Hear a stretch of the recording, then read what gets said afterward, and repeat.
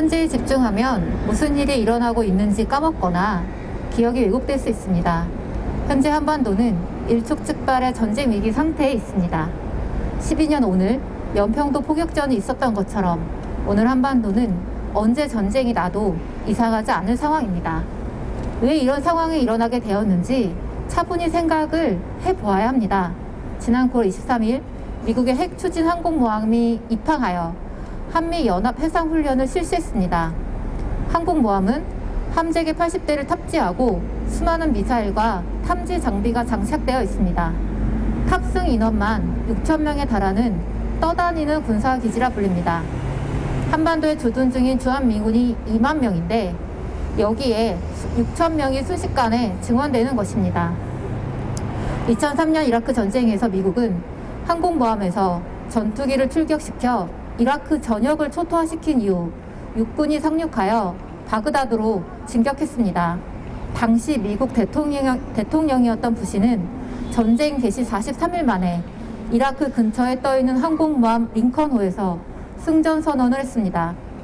항공모함이 영해에 진입한다는 것은 이라크 전에 맞먹는 전쟁을 상대국이 각오해야 한다는 것을 의미합니다.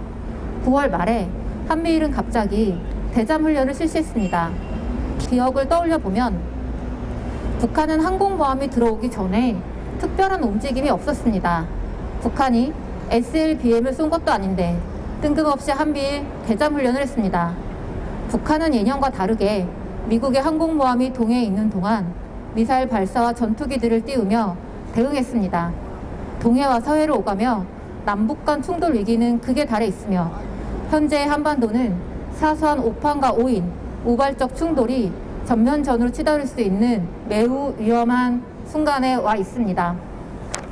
시민 여러분, 전쟁이 난다는 것이 어떠한 것인지 상상해 보신 적 있으십니까? 한미는 전쟁이 나면 전쟁 초기 전투기를 동원해 북한의 전력 거점 700곳을 미리 정해 놓았으며 업데이트되고 있는 한미 작전 계획은 타격해야 할 북한의 전략 거점을 더 늘려놓고 있습니다. 북한의 지도부를 제거하기 위한 특수부대가 만들어졌고 한미 특수부대가 계속해서 훈련을 하고 있습니다. 한미가 가공할 만한 전략 무기로 북한을 공격하면 북한은 앉아서 당하기만 하지 않는다는 것을 최근 북한의 적극적인 대응이 명확히 알려주고 있습니다. 또한 주권을 가진 나라라면 공격에 대응하는 것은 당연한 것입니다. 한반도에서의 전쟁은 민족의 절멸입니다. 유럽 지역에서 벌어지고 있는 우크라이나 전쟁과는 차원이 다른 모습을 보일 것입니다.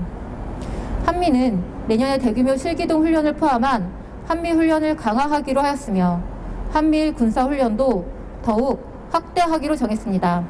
윤석열 정부는 미국에 계속해서 확장 억제 제공 강화를 요청하고 있고 한반도에서의 군사적 위기가 대중국 군사적 압박을 위해서 나쁠 것이 없는 미국은 이에 적극 호응하고 있는 상황입니다. 오늘 인도태평양 사령부가 있는 하와이에 미국의 우주사령부 지부가 창설되었습니다.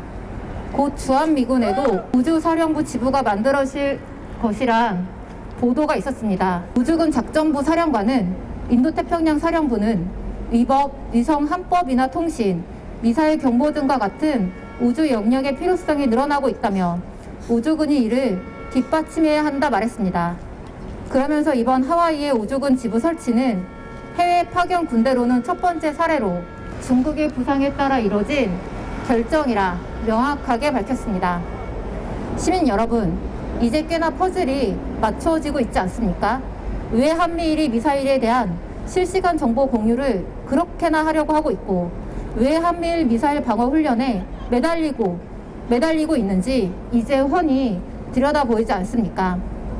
한미일의 미사일 정보 공유와 연합훈련은 미국의 인도태평양 사령부와 우주군과 연동되어 대중국을 위한 군사 전략의 일환이 되고 있습니다.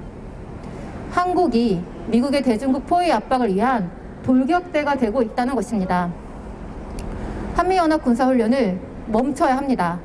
9월 말 한미연합 군사훈련이 시작되었고 북한은 이에 정비례해서 대응을 하고 있습니다. 국민은 윤석열 정부의 대결뿐인 대북 정책에 동의하지 않습니다. 미국의 화박정 억제 제공에 매달리는 것도 동의하지 않습니다. 이태원 참사가 보여주는 것이 무엇입니까? 국민의 안전이 위협받고 목숨을 잃는 상황이 발생해도 정부는 전혀 책임지지 않는다는 것을 보여주고 있습니다. 책임지지 않을 거면 국민의 안전과 한반도의 평화를 책임질 능력이 없다면 헛되게 몽둥이나 휘두르지 말고 가만히나 있으십시오.